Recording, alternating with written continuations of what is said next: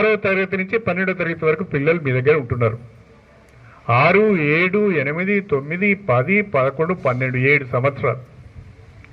7 సంవత్సరాలు ఒక బిడ్డ మీ దగ్గర ఉంటే ఆ బిడ్డ మంచి ఫలితాలు సాధించలేదంటే మీరు చెప్పే చదువులోనే కూడా లోపం ఉన్నది, బిడ్డలో లోపం లేదు.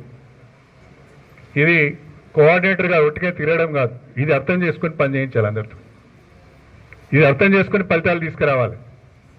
విద్యారంగం పైన ప్రభుత్వం పెద్ద ఎత్తున ఖర్చు చేస్తున్నది. Thanks to our chief minister mister Revanth Reddy గారు. సో దాంట్లో మొత్తం అన్ని స్కూల్స్లో ఉండే గర్ల్స్ ఉంటారు కదా, గర్ల్స్కి సంబంధించిన ఇంటర్వెన్షన్స్ అన్నీ కూడా చూసుకుంటా. ఇలా స్పెసిఫిక్గా ఈ స్కూల్ ఆ స్కూల్ అని ఏం లేదు. గర్ల్స్కి సంబంధించిన అన్ని రకాల ఇంటర్వెన్షన్స్, అంటే ఫర్ ఎగ్జాంపుల్ సెల్ఫ్ డిఫెన్స్ కావచ్చు, తర్వాత జీసీసీ అని ఒక ప్రోగ్రామ్ ఉంటుంది అది కావచ్చు, సైబర్ సెక్యూరిటీ కావచ్చు, ఇలా గర్ల్స్ని సంబంధించి ఉన్న అంశాలన్నీ కూడా మా వింగ్ కిందికి, సమగ్ర శిక్ష వింగ్ కిందికి వస్తాయి. అలా దాంట్లో చూసుకుంటా. అయితే ఎక్కువ సంఖ్యలో గర్ల్స్ ఉండేటువంటి ఇన్స్టిట్యూషన్స్ కేజీబీవీస్, గర్ల్స్ హాస్టల్స్ కాబట్టి వీటిపైన ప్రత్యేక శ్రద్ధ కూడా మా వింగ్ వాళ్ళమే చూసుకుంటాం.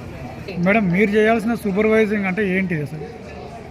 నార్మల్గా నేను అంటే ఇప్పుడు దీనికి సివిల్ వర్క్స్ తెప్పించడం లాంటివి కాదు, ఇక్కడ ఇలా సమస్య ఉంది అని మాత్రమే ఇప్పుడు గారికి తెలియజేయడం జరుగుతుంది. ఎమ్మెల్యే గారు అన్నారు కదా, ఇట్లా అంటే పోస్ట్ అంటే షో పుడప్ కాదు, వచ్చి తిరిగిపోడు కాదు, అన్ని అబ్జర్వేషన్ చేయాలని చెప్పి అన్నారు కదా, దానిపైన మీరు ఏం చెప్తారు?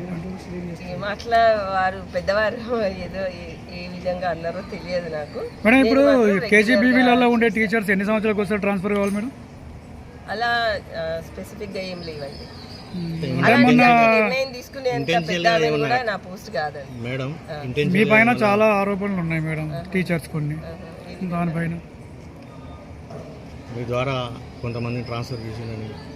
నాకంత పెద్ద వ్యక్తిని కాదండి నేను. ట్రాన్స్ఫర్ అసలు నేను జస్ట్ సమస్యను తీసుకెళ్ళి వాళ్ళ పట్ల దృష్టి ప్రవర్తిస్తారు టీచర్స్ పట్ల పని చేయించే. ఇప్పుడు పిల్లలని ఇవన్నీ ఆరోపణలు ఉన్నాయి. అట్ ద సేమ్ టైం మీరు ఒకే చోట 8 సంవత్సరాలు పాతికపోయిందనే ఆరోపణలు కూడా వినిపిస్తున్నాయి, విమర్శలు వెల్లువెత్తుతున్నాయి. మీరు ఒకే చోట జిల్లాలో ఒకే చోట పనిచేస్తున్న విమర్శలు కూడా వస్తున్నాయి.